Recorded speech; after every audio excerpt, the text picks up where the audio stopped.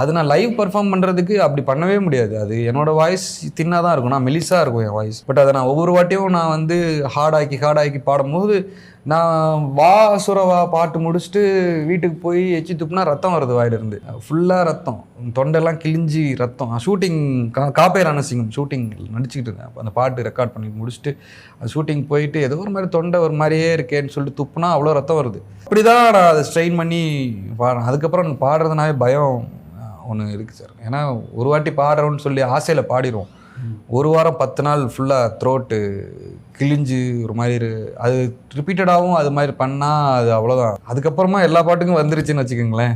இது பண்ணாலும் ஒரு மாதிரி வீக் ஆகிடுச்சின்னு நினைக்கிறேன் அந்த வோக்கல் கார்ட்.